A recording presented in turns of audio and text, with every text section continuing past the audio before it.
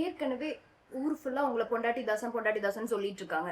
அது பத்தாதுன்னு உங்க அம்மா நான் எப்ப இந்த வீட்டுக்குள்ள காலடி எடுத்து வச்சனோ அதுல இருந்து என் புள்ள என் பேச்சே கேக்குறது இல்ல, அவ பேச்சுக்கெல்லாம் டிங்கு டிங்குன்னு தலையாட்டிட்டே சுத்திட்டு இருக்கான்னு சொல்றாங்க. அப்படியா? இதை எப்போ சொன்னாங்க? இது பத்தாதுன்னு எப்ப இவ கழுத்துல 3 முடிச்சு போட்டானோ அப்பத்துல இருந்து அவன் முந்தானையை புடிச்சுக்கிட்டு சுத்திட்டு இருக்கான்னு ஊர் ஃபுல்லா டமார போட்டுட்டு இருக்காங்க. இப்ப நீங்க இதெல்லாம் பண்ணா அவங்க சொல்றது உண்மையாயிடாதா? ஏய், ஊரில் பேசுகிறவங்களோட பேச்செல்லாம் நம்ம கேட்டுட்டு இருக்கக்கூடாது, புரியுதா?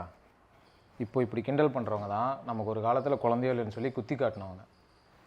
அப்புறம் எங்கள் அம்மா அவங்க சொல்லது எல்லாத்தையும் கேட்டு நீ மனசை குழப்பிக்காத, புரியுதா? அவங்க உள்ளொன்று வச்சுட்டு வெளியே ஒன்று பேச மாட்டாங்க.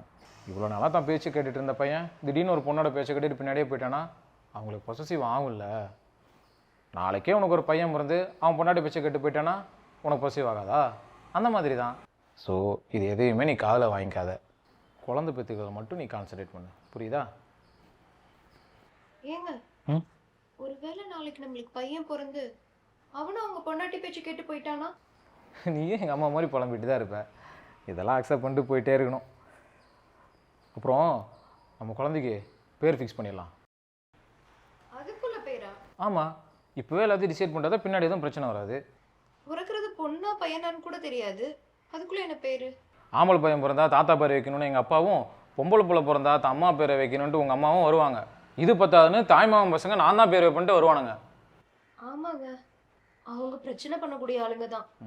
அதான் சொல்கிறேன், இப்போவே நாம பேரை ஃபிக்ஸ் பண்ணிடலாம், ஓகேவா? ஐயோ, என்னாச்சு? அடுப்பில் பருப்பு வச்ச மறந்தே போயிட்டேன்.